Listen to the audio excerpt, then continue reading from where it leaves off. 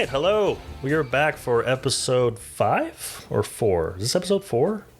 We usually introduce the name of the podcast at the beginning also. People know what they're listening to at this Yeah, point. it's I love that movie. with a question mark. Yeah, we're Episode 4. We're moving through these, and today we have for you a movie, John, you have not seen.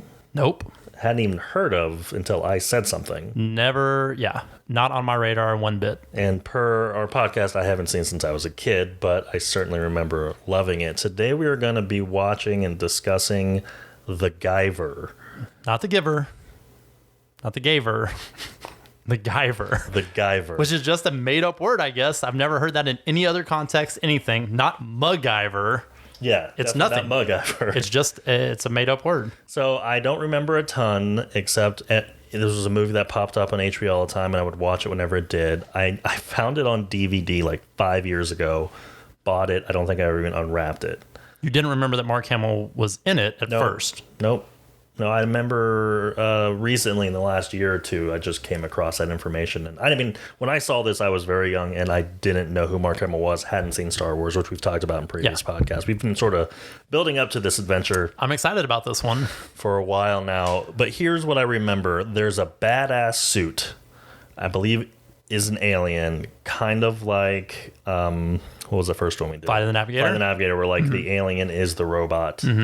And Like Venom. Yeah, it's kind of, this is basically Venom. And I think this does come from comic book originally. Like, I think this is something that's been around since before this movie. And I'm pretty sure there's more than one of these movies. I don't know when it was made. I'm going to guess 1986, 87. I have no clue. It could be younger than that or older than that. No idea. I'm going to say right now that I don't want to watch the sequel to this movie. You might like it. I'm also going to go on a limb and say that I'm not going to like this movie. So there's some weird thing, and I had this memory of the guy like hitting his Guyver? forehead. No, just the guy. Not the guy. Not the ver. The ver comes later. Just the guy somehow hits his head on the thing, and the suit like goes all around him, and he becomes the suit, and now he's like a badass ninja.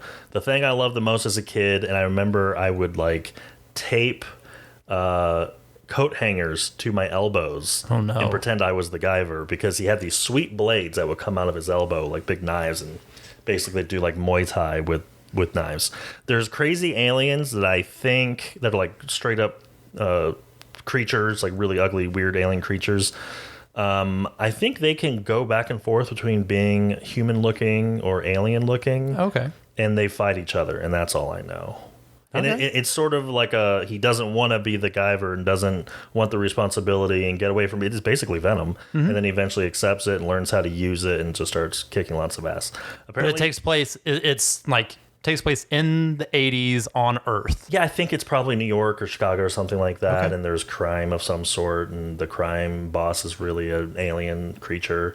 I'm literally making this up. That's what I assume it is based on my memories. I don't remember a lot. Chameleon aliens and a live suit, but definitely elbow blades. There are definitely elbow blades. Okay. In weird, ugly aliens. Sounds fucking terrible. It's like half the movies we're watching on this. Again, and then 2-1, it's been there terrible. That's true. That's a good point. Yeah, so I found out Mark Hamill was in it. I assume he's the Guyver. If he's just like a scientist or somebody, I'm going to be so upset.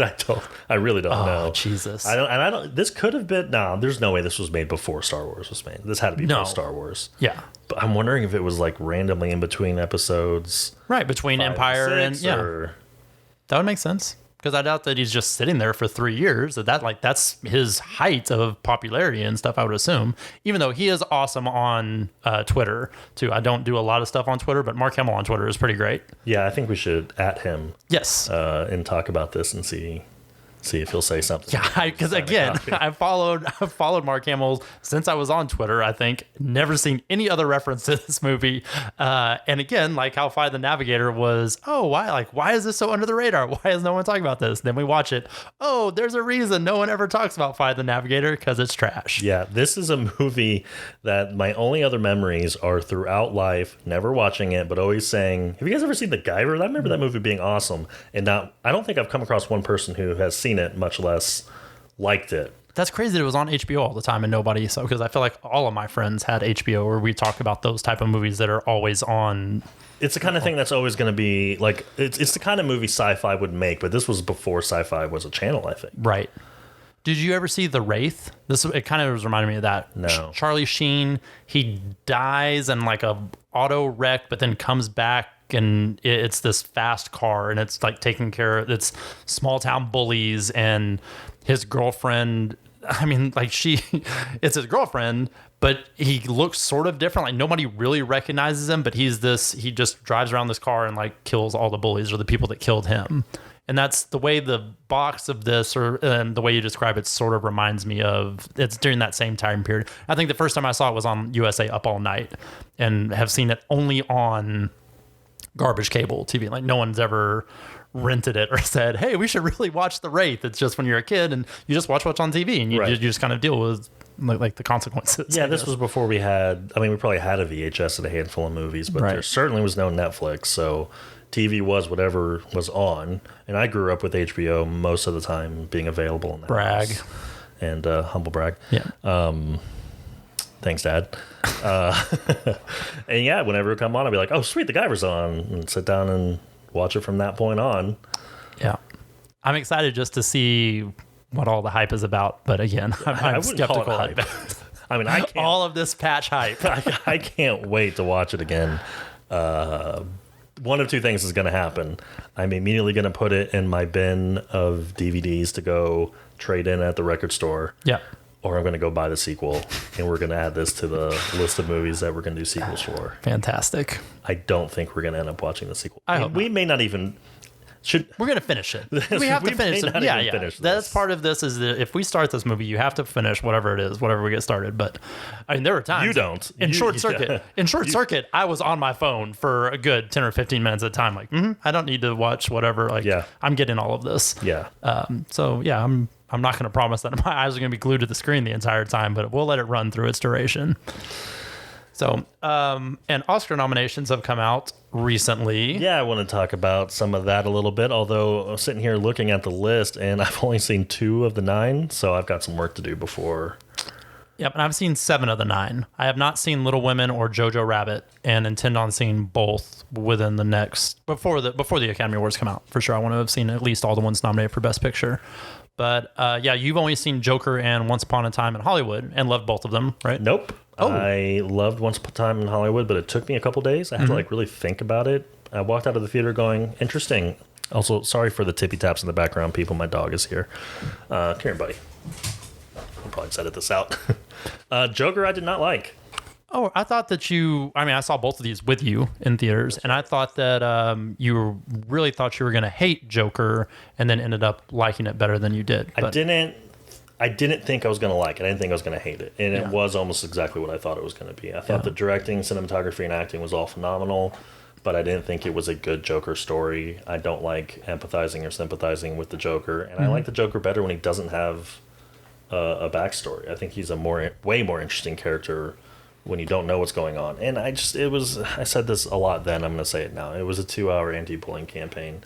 And if you take out all the scenes of him slow-mo dancing, it's 30 minutes short. I didn't like the directing, and I feel like like our talk about Star Wars every episode, that we have to talk about David Fincher in every episode also. But if Fincher or somebody else that was good at doing dark stuff did the Joker, then I thought it would be a lot better. And I thought that Phillips was really right. Todd Phillips was trying to make a point of, look, I can do a serious movie too, and that he just kind of stole the playbook from what other people have done, but did it in a lesser fashion. And so Joker, I think it's going to do well. I really like Joaquin Phoenix. I think he did a great job. Yeah, it just wasn't.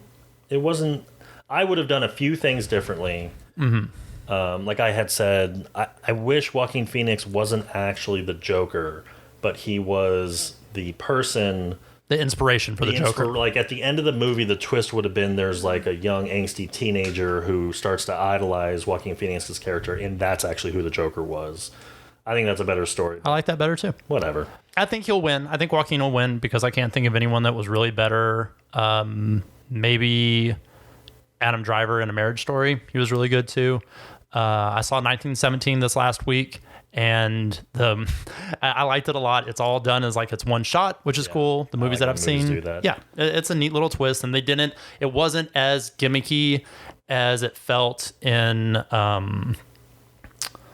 Silent House was the first movie that I ever saw that did it. I was just going to say, I really want to rewatch that Elizabeth Olsen movie, Silent House. It was good. Same thing. And I noticed that. I didn't know that ahead of time. I was like 15 minutes into that movie, and I leaned over and I was like, I don't think this is cut away. Like, what the fuck is going on? Birdman, what was the other movie recently that was all down one? It was one shot. It won Best Picture also. And I didn't particularly love that movie. It was fine. It was kind of like Joker, where like I know what you're trying to do, and it's fine. You did a good job at doing what you're trying to do.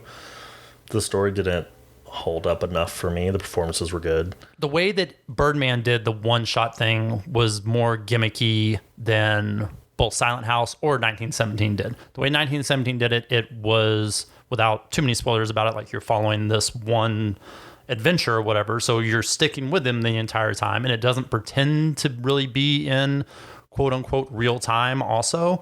It takes place over like 30 hours or something. But it's still done in a way that it seems plausible, and it doesn't take away from it, like it adds to it. So I think it'll probably end up winning Best Picture. I think Parasite was my favorite movie. That's the one I'm most excited to see that I haven't seen yet. I'm probably never going to watch The Irishman. You told me it wasn't great. I got an hour into it and I had to stop. I can't believe it's nominated. It was so slow and boring and just... I can believe it's nominated, but I also believe you that it's not great. Yeah. I want to see Marriage Story. I just heard of Jojo Rabbit right now talking to you, so I'm interested in that. And I'm surprised I never saw Ford v Ferrari. I saw it. Oh, you did? I thought you didn't see that one. Mm-hmm. I saw that one. The only two I haven't seen are Little Women and Jojo Rabbit. I saw Ford v Ferrari the first night that it came out. Was it good? I did. I liked it. Yeah. It's mostly, I mean, I don't particularly like cars, so that part of it is all lost on me, but Christian Bale and Matt Damon together doing stuff was really cool. Yeah, you could probably put them in any story. Right. Be worth watching. Yeah. And... yeah, the overall story is fine. It's one of those like the inspirational type of movies, and same as like, oh, what I was gonna say about 1917. This lady next to me, like 15 minutes into the movie, there is a like mysterious soldier that comes out of the darkness, and she says, "Oh, I bet it's a Nazi."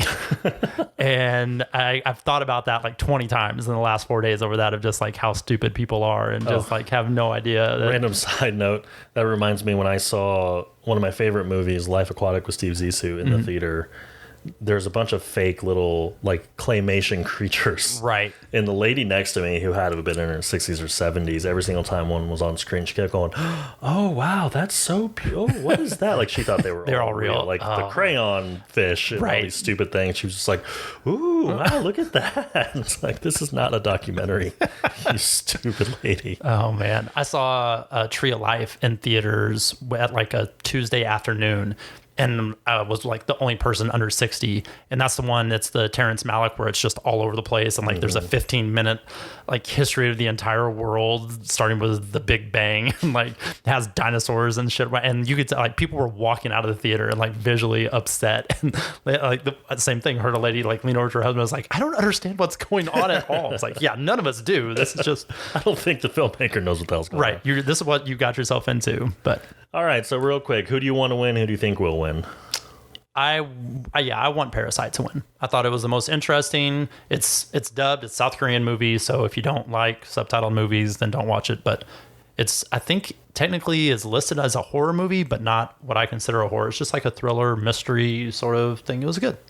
But I think 1917 will win just because everyone's talking about it so much. I liked all of the movies that I saw this year, honestly. Ford vs. Ferrari is probably my least favorite that I would want to rewatch. I mean, The Irishman is terrible. I say that. The Irishman was really bad. I wouldn't rewatch Ford vs. Ferrari all that much.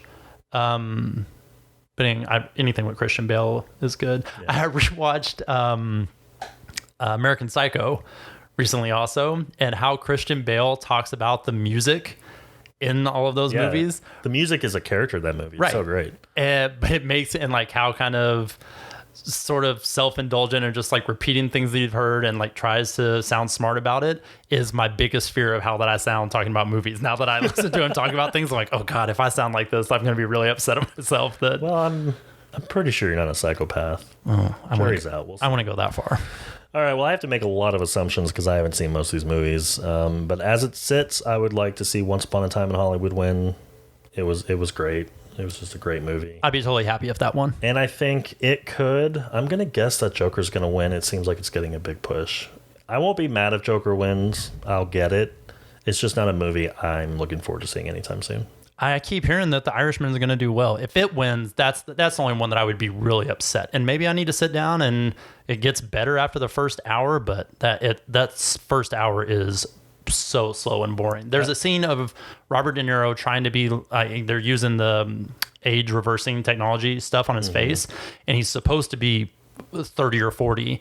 And he like beats the guy up and kicking him on the ground. It like he's hobbling over and like him trying to kick looks so stupid and fake. And it kind of ruined it.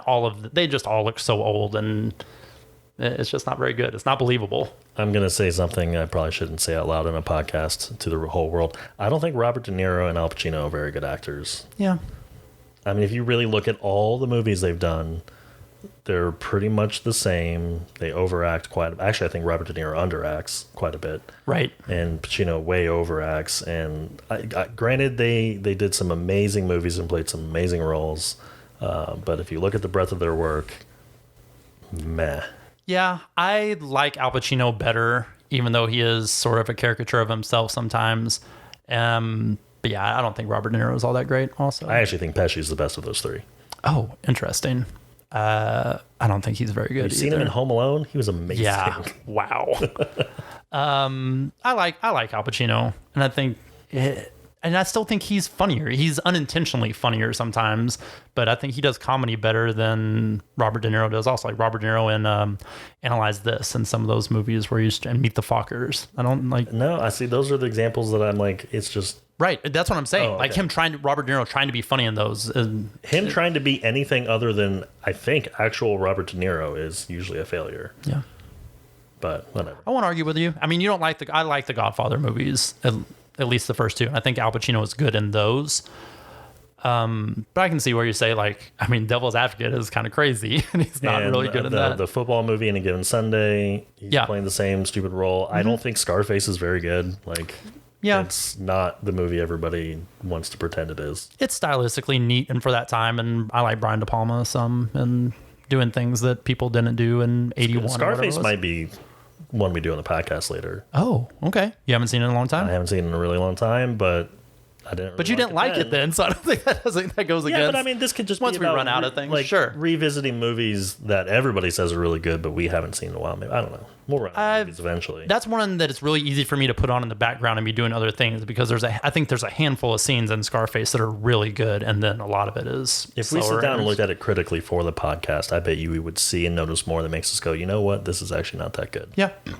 Like when we do the Goonies eventually, I always look at it. Like you said, sort of in the background too. Like I don't really ever watch it. Yeah. I think I'm gonna love the Goonies, but I mean, so many people don't right now. Maybe we're just not looking at it the way we should. I'm up for that. All right. Those. Well, we're gonna go watch the Guyver. I don't know where the heck you can find this. Maybe on iTunes to buy or rent. I would not pay for it. Definitely wait to see. We'll do some research and tell you after the break where and when and how much. But definitely don't go and buy it immediately. Call me and I will send you my copy because I probably won't need it anymore. You pay for your own shipping and handling. Actually, it could be a movie that's like free on YouTube. We'll have to look it up because I bet you it's free somewhere. Probably. It's not great, I think. All right. But I think I love it. All right. We'll be back. See ya.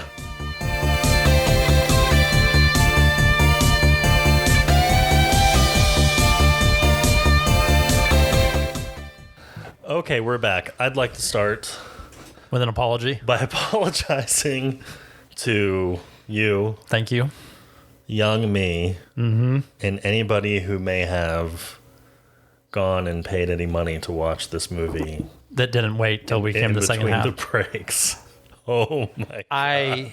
Like 10 minutes in, immediately regretted the rule of having to sit through the entire movie because I think we could have shut it off 30 minutes in and done the rest of this podcast and moved on. Oh, I have so many notes though. There's so many things like I could talk about this movie for as long as we watched it.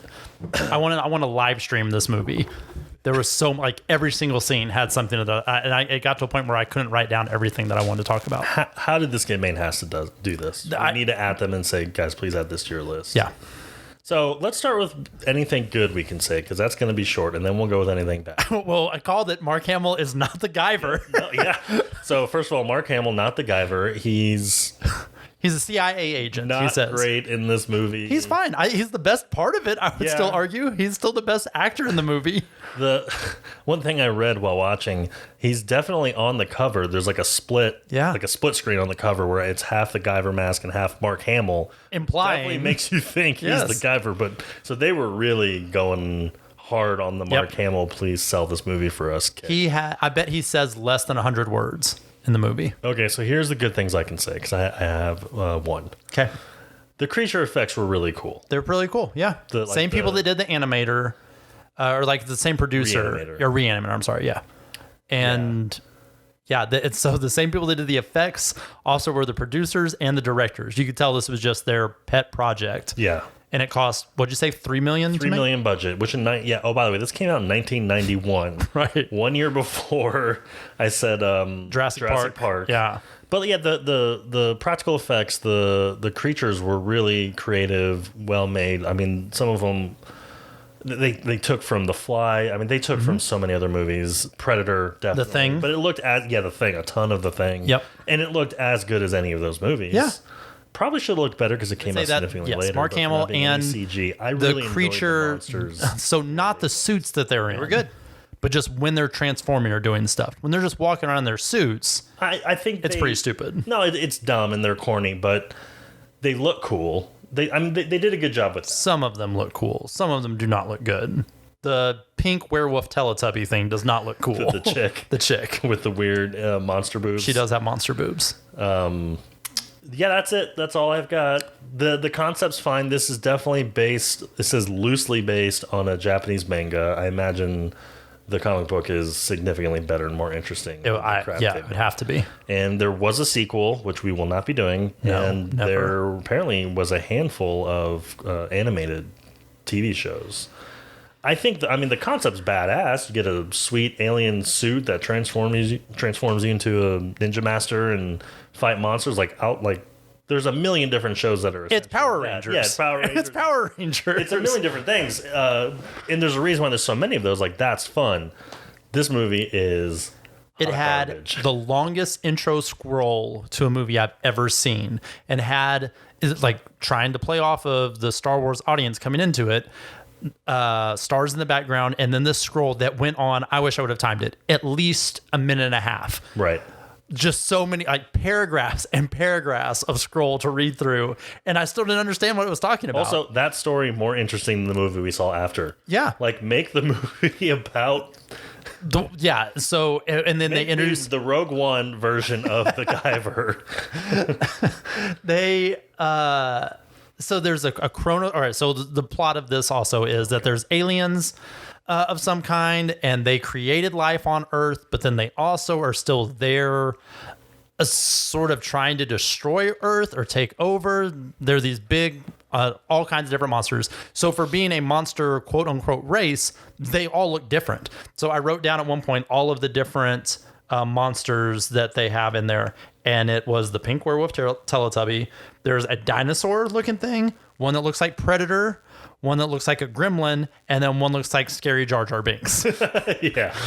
He looks like the spitting dinosaur. Yeah. From Jurassic Park. Mm-hmm. Yeah, he has flaps out to the side, but it looks like Mark Hamill went to George Lucas and was like, oh, you should see this terrible movie that I'm in. And then George Lucas saw it's Jimmy Walker that's playing the Jar Jar Binks looking guy. And he's like, oh, that's a racist stereotype monster thing. I'll put that in my new Star Wars movie I'm working on. It's insane. So yeah, so there's this corporation, I guess, that the monsters sort of work for, or that bankrolls the monsters. Yeah. It doesn't really make any sense, and there's no stakes. The whole corporation are the monsters. Yeah. But also they've infiltrated the CIA. Like at one point there's supposed to be like a big like shocking moment or reveal that the two CIA FBI guys that are going around with Mark Hamill are also monsters. But they do it so quickly and you don't really talk to them or see them much anyway. So it's like, okay, who cares? It's this big, it's a throwaway thing where they just instantly transform into monsters and it changes nothing from the plot because they're not really on his side to begin with anyway. They're fighting with Mark Hamill earlier, like follow him, and it's stupid. I'm already regretting the time we're spending breaking this down in the plot structure. Yeah. And no, you made me sit through this. I'm doing all of these. I'm just gonna sit back, let you do your thing. So I wrote down the question: do you like amphibian suit fights and sushi jokes? If so, this movie is for you because all of them look sort of like Creature of the Black Lagoon. They all are sort of like squirm. Yeah, I said that it's a worse Power Rangers. So Mark Hamill is pretty good, but he has like the creepiest mustache, and it's in '91. So mustaches aren't even really still a thing in '91. Like all of it looks like it was filmed, and maybe we should see when it was actually filmed. No, it had to be filmed in because they made a reference to RoboCop and to Teenage Mutant Ninja Turtles. Yeah, it's amazing how a lot of our movies are connecting to other. Teenage Mutant Ninja Turtles had a Critters reference. This had a Turtles reference in it. I can't wait to see what Critters references. It's going to reference whatever Navigator, and it's just going to come full circle. And then we just end the podcast there. One of the other things I wrote down, the other agents are dressed like normal FBI, see like suit and tie, and Mark Hamill looks like he got a Halloween costume of Blade Runner. Yeah, like he's got this weird sweater thing on, and like an oversized jacket. He doesn't look like a CIA agent at all. Also, not 91. His pants were up to just below his chest. Yep. So high, pleats. Just his name is Max, so carrying on our tradition of some kind of reference to Max in there.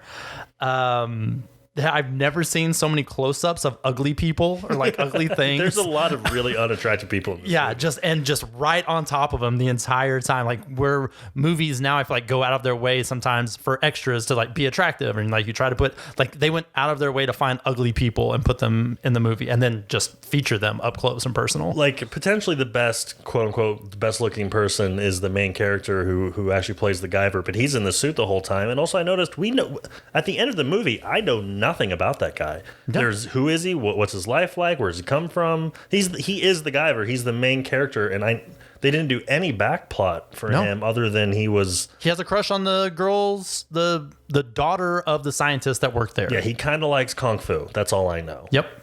And he's not very good at it. No, terrible at it. He keeps he looks like he's doing ballet. Like he's not good at it. And gets his ass kicked the entire time until he gets the suit. Even when he gets the suit, he gets his ass kicked half the time. Like it's not like I hate it when movies do this. Like it's the most powerful weapon in the universe. Like then be awesome with it. Make it so as soon as you put it on. Maybe because he's so terrible. Beat up. He is so terrible that he brings down the value of the Guyver suit. Would be my assessment of that. That's my new favorite insult. You're a worse Guyver. He loses every single fight, is distracted. He does nothing to earn the suit. He literally gets kicked into like he's getting his ass beat. Right. And lands, that's how he activates. Which I remember I said like he hits his forehead on it or something like that. Yeah. And then it just chooses him for some reason. Mm-hmm.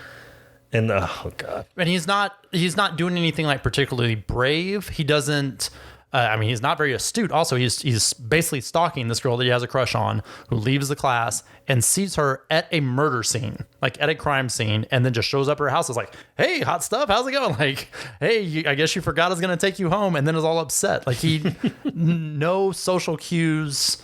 He's arguably the worst hero I've ever seen in a movie. Also, yeah. Even at the end, even when he triumphs, he like doesn't really do anything. Yeah, and then it's just over. A couple decent sidekicks. And then and then the suit does everything. I am the Guyver. Like, the suit opens up and shoots like a flash of light. Mm-hmm. Yeah, it was. Also, Jimmy Walker is in this movie from Good Times. JJ from Good Times, who I have seen at a gym here in Las Vegas. I walked past him at a water fountain like 6 months ago. Yeah, I'm now, because I have a hard copy of this movie, I'm going to go to that gym. I'm not kidding, and I'm going to get him to autograph that. Will be on my eBay page in T-minus 30 days. Will lower the value of the movie, arguably. And I looked it up. Jimmy Walker was 44 when this movie came out, and he's dressed like he's 17. Yeah. He's wearing like all of this African medallion stuff. He's one of the alien monster things. He's Scary Jar Jar. He's like the comic relief thug. Right. Who couldn't be more stereotypical, like, black gangster from the late 80s, early 90s. He tries to rap multiple times. As the monster. Yep. Too often. That's pretty much his whole shtick. He starts almost every conversation with yo. Like, that's the first words out of his mouth. And I mean, maybe he's improvising this stuff, but it doesn't seem like it. So why not get Flavor Flav? Or somebody else who's like more relevant to that time. Like at 44, Jimmy Walker had not been in anything in like 10 years or something. And when he came on the screen, I said, "Oh man!" Like, or are they gonna have him like yell "Dynamite"? Last line of the movie. Yes, is him last saying word of the movie. He does say Dynamite, which, sequel. I guess we got to check that out. Setting up the sequel. When he's getting his ass kicked, when the Guyver, Jake or whatever the hell the guy's name is getting his ass kicked, it's by this weird gang that's kind of reminded me of Los Lobos also. Yeah. It's 3 white guys, an Asian guy, and a Hispanic guy in this gang.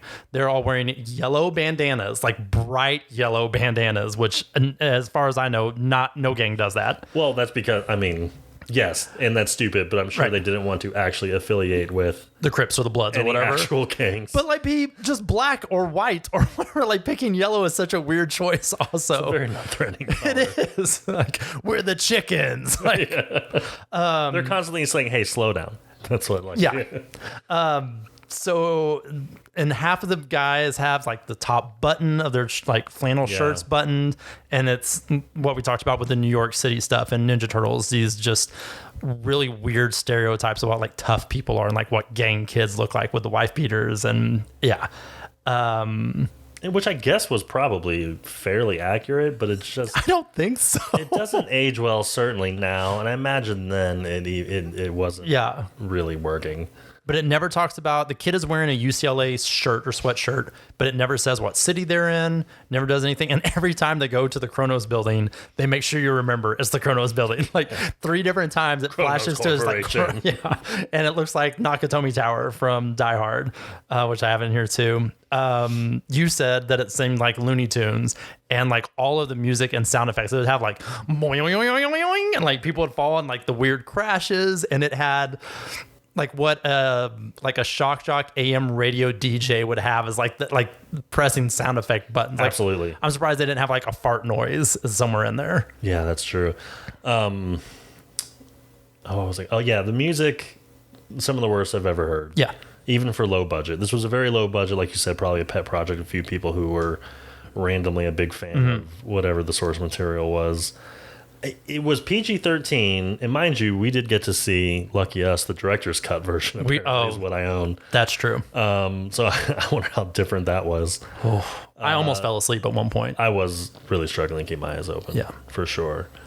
But yeah, I forget what I was going to say. About the music. The music was terrible. The sound effects were terrible. Oh, yeah, but it's PG-13. It's almost as if it was trying to be a comedy. Like, it was like Dumb and Dumber. Like, it's silly on purpose. We know what we're doing. Yeah. Don't take this seriously. But like, there was still a decent amount of violence and gore. Like, there was enough visually scary, potentially, stuff that it's not. So who's the audience? For? Yeah, I don't know. Nope, like, not for me. Me at 9? Yep. Only? They nailed it. Maybe that's because I'm the only one who apparently has heard of this movie. I'm super curious. So if you're listening to this and please tweet us and let me know if you've seen this and what your memories of it were and how old you were when you saw it. Our Twitter is at @ILoveThatMovie_. And shoot us a tweet if you'd ever heard of this or if you remember loving it.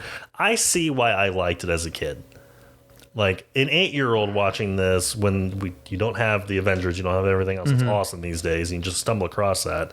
You're not smart enough to realize how bad it is. It's just cool monsters and kung fu in a suit you wish you had. So like, I don't regret loving this. I just, Even Godzilla movies that were made 20 years before, I feel like are better than this. Sure, I'm not saying it was good for 1991. I'm saying I understand why 9-year-old me still want to watch it. So in one of the other silly sort of jokes it had, when the blade comes out, when the Guyver comes back from the dead sort of thing. It's a blade inside of one of the monsters, and it looks like a shark coming out of it, and starts playing the Jaws music. Yeah, just straight up rips off the Jaws music. Which was Jaws. I wonder if it was the same production company. Oh, I don't know. It wasn't like New Line Cinema. It was like a fairly well-known. Yeah, New Line Cinema was this production company. But I want to say that Spielberg did all the stuff with Warner Brothers. Probably. Then. I mean, they just straight ripped it. Yeah, I mean, you have to pay for those rights. That was $1 million of the $3 million budget was to get the Jaws music. Jaws joke. Yeah, it really just seemed like an excuse to show off the puppetry and monster creation stuff that the guys did. That, I mean, plot seemed to just be sort of an afterthought. Like they saw The Fly, and they saw The Thing, and maybe saw Teenage Mutant Ninja Turtles, or whatever, and they thought, we can do that. Oh, hey, I read this comic book. It's really cool. Let's just make that. And they shit together this movie as fast as they could, and it's not good. Nope. It's worth Googling some photos of the monsters and going, oh, those look pretty cool, and that is it. Yeah, I would say that. There's nothing. Yeah, there's nothing in there that's worth watching. I wouldn't even say fast forwarding through certain things. There wasn't any. I didn't laugh at any of the jokes. I think I laughed at the movie. Yeah, but I wasn't laughing at it, not with it. Right. I was trying to see if I could find how much it made. I don't think. So I was looking it up. I couldn't find any box office information. It had to be straight to video then. It must have been, which wasn't. I don't think that was fairly common practice back then. Like movies, I don't think so either. Either were made to go, because it's not like DVD sales were a big thing in '91. Nope. Yeah, so they made this, and then, but like you said, New Line Cinema is on there, so you may have to try to find some more research on that. One of the other just random, I think this was the last note that I took, and it was like, okay, I can't mark. I'm going to write something down for every scene. But at the Kronos Corporation, the head boss there that is trying to be like a RoboCop. They sort of, it's a blend of Power Rangers, RoboCop, sort of Ninja Turtles with the comic book stuff, and then the animation that you were talking about with The Fly and The Thing and those type of things. But it tries to be all of those things at once, and space, but it never talks again about them being in space. The only time you're in space is that stupid the scroll monologue or whatever. Yeah, the rest of it all takes place in LA. But that guy is like sitting and he's eating, is wearing a double-breasted suit, and has his napkin tucked into the bottom of the suit. Yeah, I saw that. Like not at the top into his shirt, so like it's covering like just his crotch, and then stands up and walks around and it's just hanging out like a white flag. I've never seen it. I didn't think to write it down, but I definitely saw it. I was like, why? Remove the napkin, dude. Like, it makes no sense. Yeah, like you wouldn't know. I've never seen anyone do that in any other sort of real situation. It was clearly a choice that they decided to have the guy make. There were so many scenes, like the fight scenes aren't very good too. It's the same 6 moves over and over again. It's just like, throw somebody into something. Get punched, block the next one, kick them. Yeah. Get punched, block the next one, kick them, over and over and over again. Yeah. It definitely looks like they didn't have a single karate kung fu expert of any kind on set to choreograph. Like it was choreographed by the same people who did, I think, everything else. Right. Like it was produced by the makeup effects artist, right? Didn't we see that? Yeah. I mean, I don't think there was any professionalism. Right. With $3 million, I mean, what can you do? I wonder why. Where did that money go? Mark Hamill? Maybe. And Jaws. Yes, and Jaws. That's at least $1 million. Some of those effects have to cost, to be able to set up and do stuff. So, in the crime scene, the like hearse or whatever is just like a station wagon painted black. Like it's not longer. It doesn't have the right kind of doors or anything on it, and like all the other vans for the news and like I mean, it's just like stick-on letters, and it just says not even like a number or anything. It just says like KHTV on the side of a white van, and that's it. Like that's this would be one of my favorite movies if it was a friend's college project. Yeah. If it was like a buddy of mine who was in film school is like, hey, I did this for my junior year final. Come watch this. I'd be high-fiving him going, this is awesome. Yeah. And like if it was made today, exactly like the way it was. Right. But I'm sure it was made with great intent of being successful. I mean, it got Mark Hamill. It got and Jimmy Mark Walker. Hamill and a sequel, and it got cartoons, which I assume the cartoons didn't happen because of the movie. I wonder how much of a cult following. This definitely feels like a movie that probably has like conferences yearly. People get together and celebrate how much they love this movie. I hope not. I hope that's not true. But I mean, there's a Flat Earth Society also, so yeah, surely It's probably the same conference. it's a lot. It's a lot of crossover between those two groups. I was just going to say something else about the suit.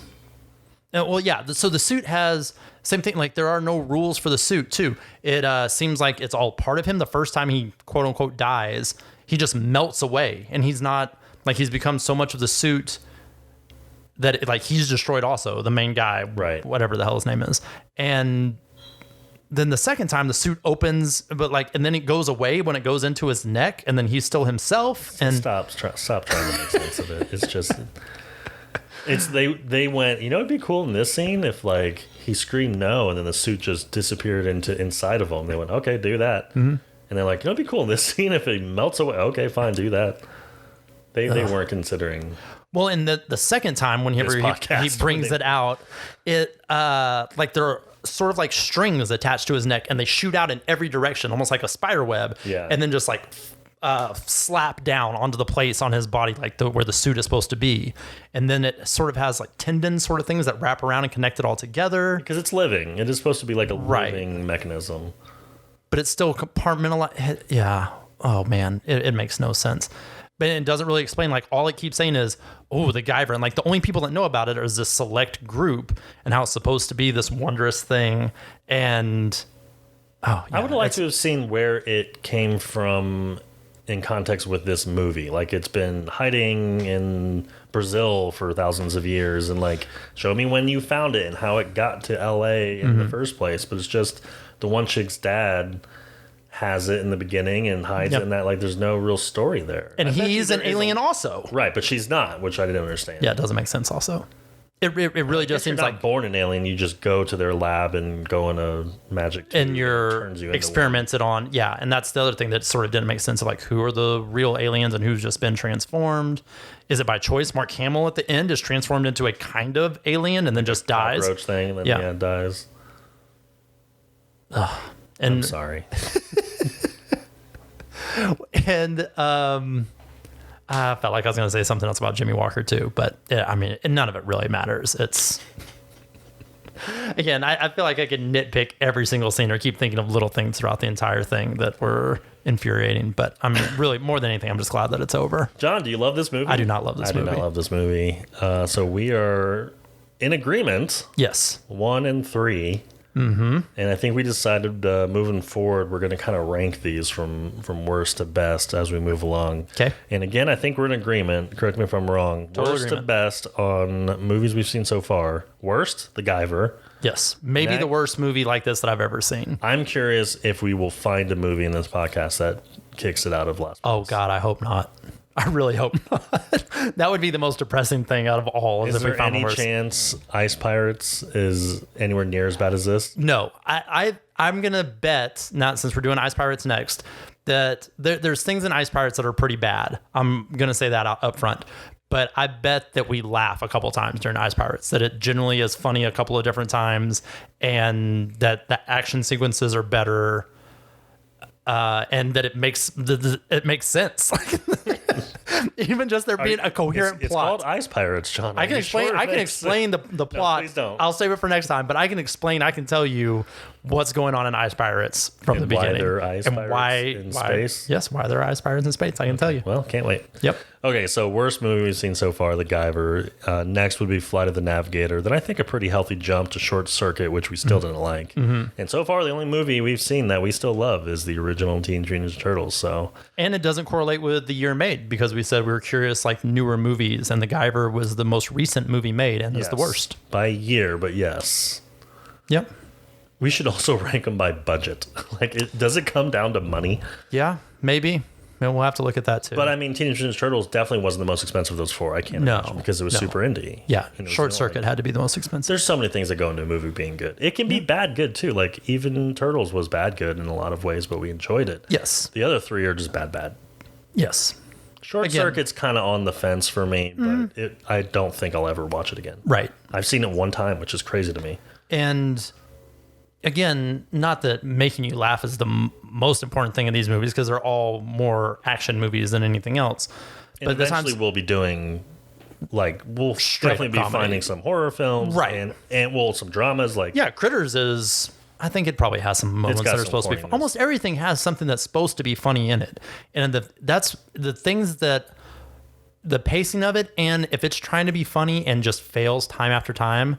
That's what really makes a movie suck to me. It just takes you out of it. So again, you could tell the Guyver when it was trying to be funny. It did the like cartoon gag where Mark Hamill and the girl go running out off screen. This is all like the camera never moves. They go running across the screen.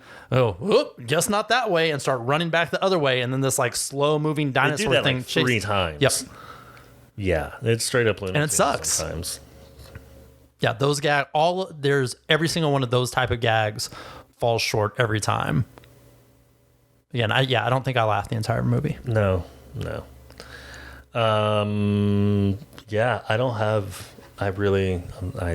Yeah. Nope. Nothing else to say about this. I'm excited about Ice Pirates. Me too. For you to see it.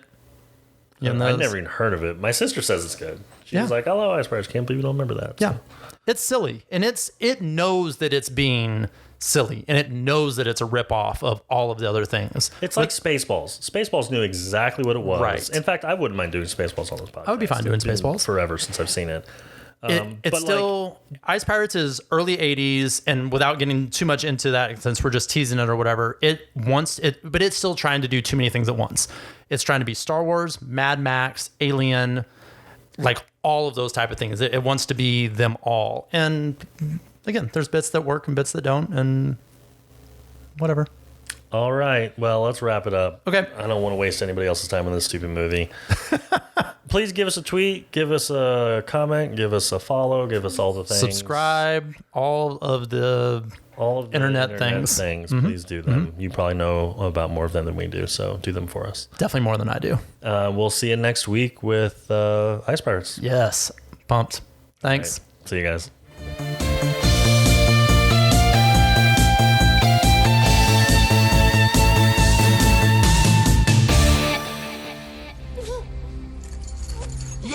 Deal with this.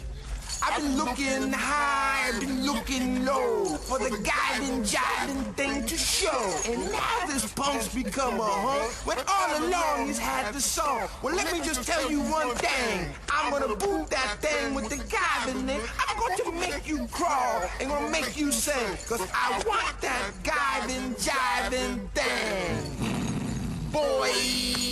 Then come and get me.